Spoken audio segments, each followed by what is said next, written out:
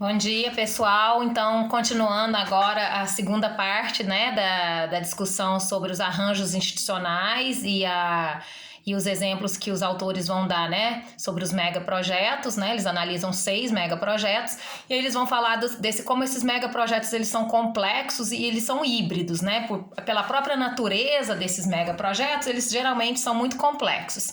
Então, dessa maneira, né, na medida que eles são muito complexos, o envolvimento entre os atores estatais e os não estatais, ou seja, os atores do Estado, né, os representantes do Estado, da burocracia estatal, e os representantes da sociedade civil, eles têm que ser parte fundante nesse processo decisório, ou seja, essa participação social ela tem que estar garantida para que a execução da obra ela ocorra de maneira mais eficaz e eficiente, né?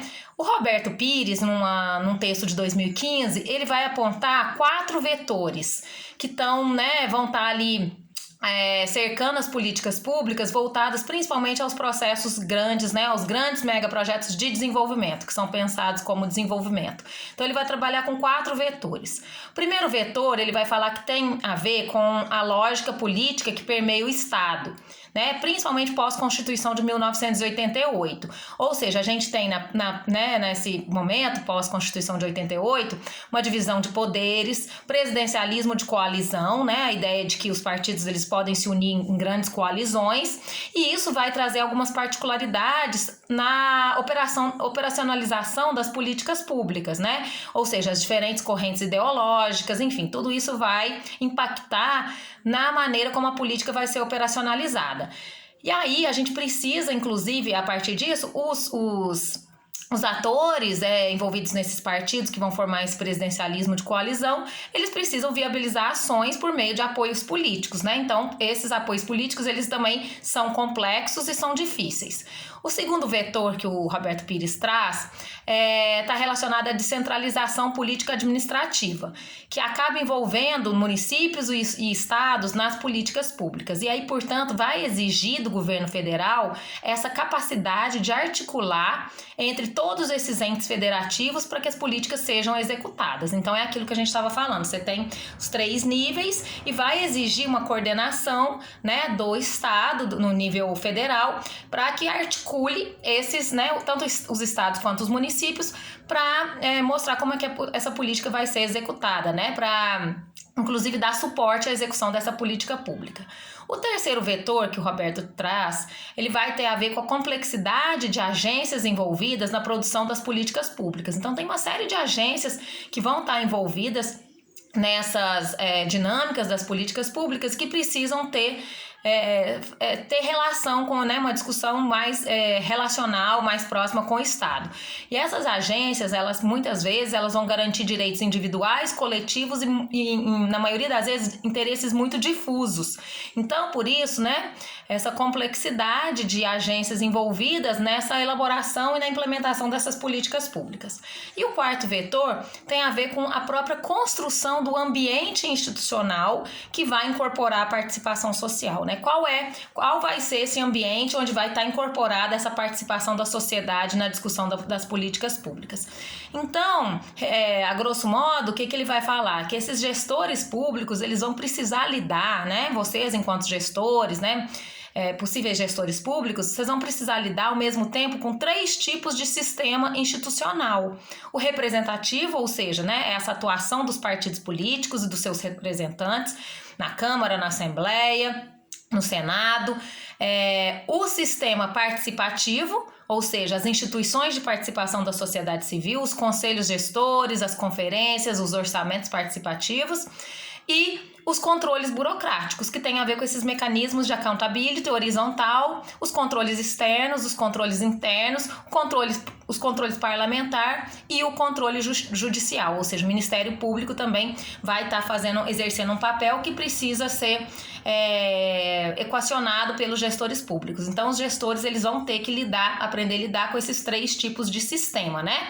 O representativo, o participativo e o burocrático, né? Desses controles burocráticos. Então, isso é muito importante para os autores.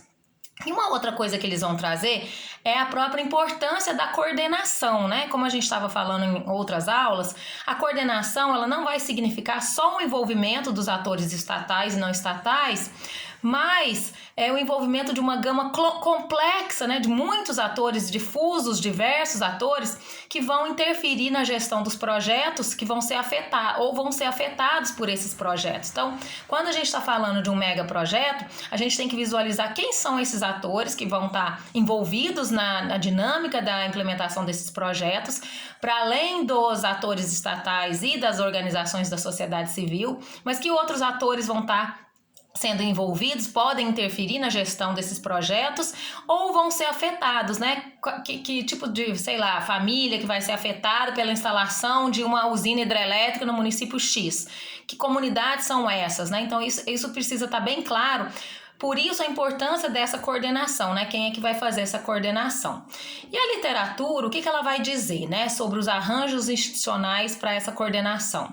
Então, os autores, eles vão falar o seguinte: esses arranjos institucionais, eles vão ser compreendidos como regras específicas que os agentes estabelecem para suas transações econômicas ou nas relações políticas e sociais e que forma, né, um processo de coordenação em campos específicos, ou seja, vai delimitar quem está habilitado a participar de um determinado processo, o objeto e os objetivos desse processo e as formas das relações entre esses atores, né? Ou seja, então tudo isso a gente vai chamar de arranjo institucional, né? Quem é que vai participar, qual é o objeto, né, desse projeto, os objetivos e como é que vai se dar a relação entre esses atores, né? E tudo isso vai formar esses arranjos. Então, esses arranjos, eles também já foram estudados por outros autores, né? Mas eles vão incorporar avanços tanto em relação às capacidades técnicas do Estado. O Estado precisa ter capacidades técnicas, ou seja, competência dos agentes do Estado, né? Para poder coordenar e levar adiante essas políticas públicas, mas também capacidade política, né? Ou seja, essa habilidade política desses agentes ou desses burocratas de expandir essa articulação, de fazer uma interlocução com outros atores sociais, então fazer toda essa relação também com outros atores sociais. Ou seja, então a gente percebe que existe uma complexidade, né, que é justamente o que esses arranjos eles vão envolver essa capacidade técnica, mas também essa capacidade política. Então, o desenho desses arranjos institucionais, ele vai ser condição para a promoção de maior coordenação ou menor, né? Então, a maneira como esse desenho da política, né, ou desses projetos, desses megaprojetos, eles são instituídos, vai possibilitar a gente entender se vai promover maior coordenação ou menor entre os diferentes atores, né? Como é que vai se dar essas questões. E aí algumas dimensões desses arranjos institucionais, né? Então a gente pode dizer, a partir do texto, que a gente tem 4 diferentes dimensões, né, que vão ser incorporadas nesses atuais arranjos institucionais. A intersetorialidade, a gente já falou bastante dessa questão da intersetorialidade, né, o diálogo entre os ministérios, entre as secretarias. As relações federativas, ou seja, né, aquilo também de novo, como é que os entes federativos eles se organizam, se relacionam, se articulam, a participação social e a questão da territorialidade.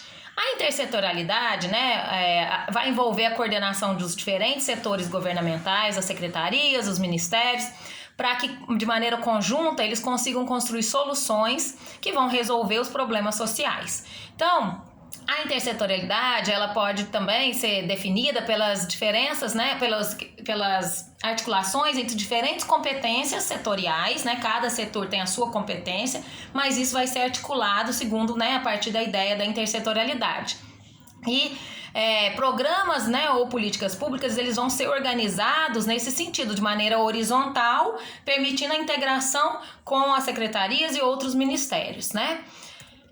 A questão da participação social, a gente já falou da importância da participação social, a gente já falou também da discussão da articulação entre os entes federativos, né? Essa coordenação que o Estado federal tem que ter para com os outros entes federativos, governos estaduais e municípios, e a questão territorial, né? Que vai ser a última vertente aí da discussão dos arranjos, né? Então, os autores vão falar que principalmente nos últimos anos, e principalmente no início desse século XXI, especialmente no caso brasileiro, a gente começa a perceber uma entrada, né, dessa discussão territorial no repertório dos gestores. E essa discussão ela passa a ser associada diretamente à gestão e à implementação de políticas públicas. Então, os autores eles vão enfatizar a importância de que as políticas promovam essa articulação intermunicipal, né, que os municípios eles se articulem de maneira mais regional, ou que eles chamam de territorial, já que, né, esse tamanho reduzido, as limitadas capacidades institucionais dos pequenos municípios vão se tornar um fator de bloqueio à emergência desses projetos consistentes e duradouros, né? Ou seja, é necessário mobilizar uma pluralidade de forças. E aí, eles vão trabalhar pegando esses megaprojetos a partir dessas ideias, né, da intersetorialidade, da participação social, da questão territorial e da questão federativa. E aí eles trazem os exemplos, né, eles trabalham com alguns casos, né, eles trabalham com a usina hidrelétrica de Teles Pires, a usina termoelétrica Candiota, o BRT do Distrito Federal, o metrô de Salvador e a ferrovia transnordestina e a BR-163, né? Então são grandes projetos, né? Todos eles financiados pelo PAC e que vão ser motivo de análise dos autores. E eles rapidamente eles descrevem, né, o que seriam cada um desses exemplos, né? Por exemplo, a usina hidrelétrica de Teles Pereira. Ela foi pensada para ser construída no Mato Grosso, vai ser incorporada ao PAC em 2010. A obra foi considerada uma obra de sucesso, porque, né, foi finalizada antes do prazo acordado. Só que, segundo eles, a gestão, o planejamento e a execução, elas foram voltadas somente, né, ou simplesmente para a construção da hidrelétrica, né? Não teve muito mais articulação, né, ao entorno daquela região. Então, embora a hidrelétrica em si tenha sido entregue antes do prazo, eles vão falar que até agora não houve geração nem transmissão de energia, porque depende da finalização da construção de uma rede de transmissão. A obra tem sido alvo de vários conflitos sociais, onde principalmente conflitos com grupos indígenas, né, que vão ser contrários à construção desse complexo de usinas, porque eles vão argumentar que eles não participaram do processo decisório, né, ou seja, não houve participação. A de Candiota, né, segundo eles, é uma obra que foi iniciada em 1960, parceria com uma empresa chinesa especializada em geração de energia com uso de carvão mineral. Ela está sendo feita no Rio Grande do Sul, é um conjunto de termoelétricas.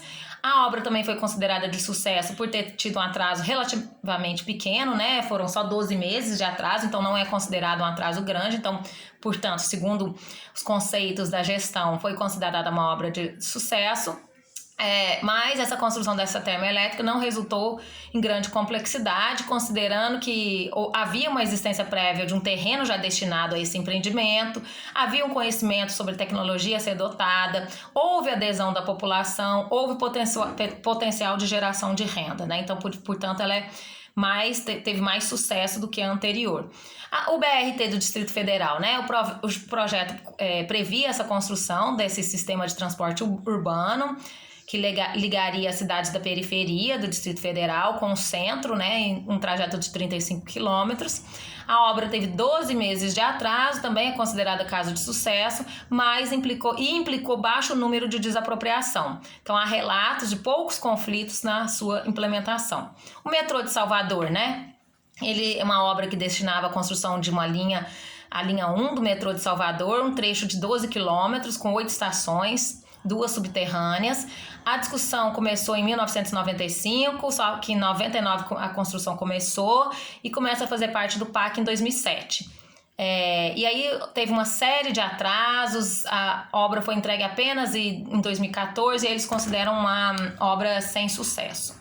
A ferrovia transnordestina é um projeto também que refere-se à construção de uma ferrovia conectando o sul do Piauí aos portos, né, de Pecém, no Ceará, e Suape, em Pernambuco. O projeto vem sendo executado, iniciou em 2006. No momento da análise deles, eles estavam passando por alguns municípios do Nordeste, em maioria população de baixa renda, condições precárias de vida, então a ideia é que passasse por esses municípios. e nesse momento, estava fazendo uma série de desapropriações.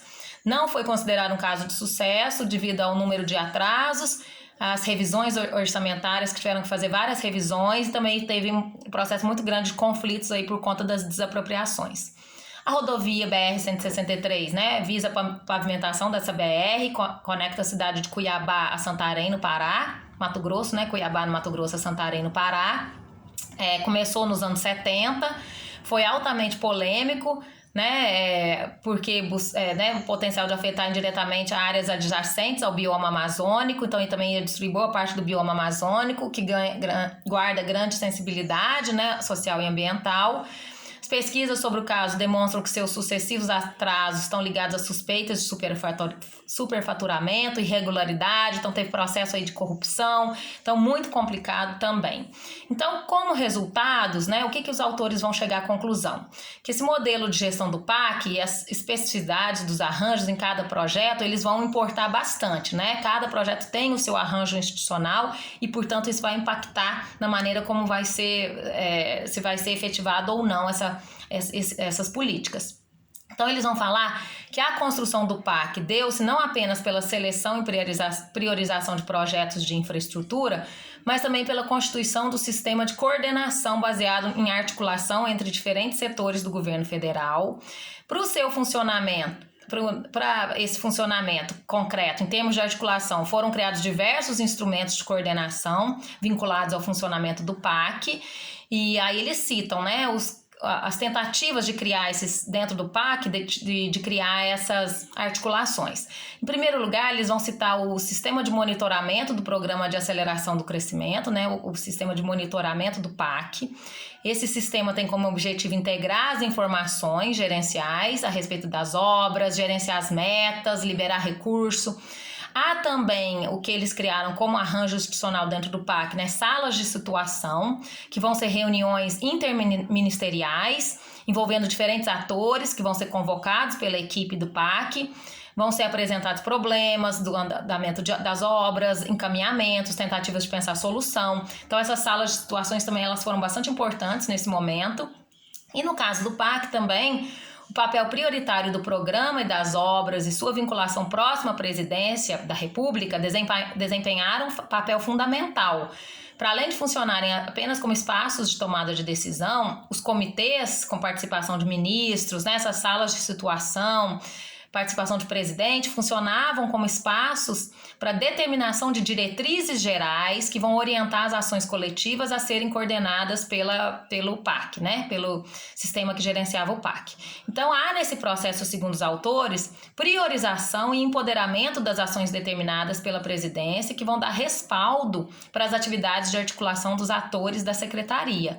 E é nesse sentido que as salas de situação se tornaram espaços legitimados para que os atores que compunham, né, esse espaço e esse conjunto de atores de outros órgãos poderiam cobrar ou encaminhar determinadas ações. Então, na verdade, boa parte dos problemas que vão ser verificados de coordenação, que vão impactar o desempenho desses projetos, né, e dessas obras de infraestrutura, na verdade, elas derivam do fato de que essas iniciativas, em sua maioria, elas não levaram em consideração a questão territorial, né? Ou seja, elas viam o território apenas como espaços que iriam receber esses investimentos, mas não procuraram saber o que estava acontecendo naquelas comunidades, o que acontecia naqueles territórios. Então, a análise dos casos, segundo os autores, permite afirmar que, na maioria das vezes, a coordenação vertical aparece como dimensão marginal, né, desses problemas. E a própria constatação também de uma baixa capacidade institucional dos municípios que vão receber esses projetos, né?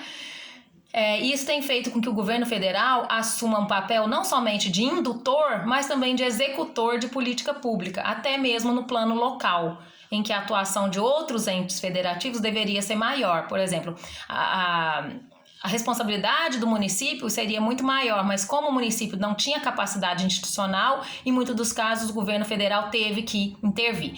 Então, de maneira similar também a esses problemas de coordenação federativa, a coordenação intragovernamental ou intersetorial também foi muito restrita e muito limitada, né? Não conseguiu, eles identificaram que não foi possível em muitos momentos fazer essa articulação entre os ministérios.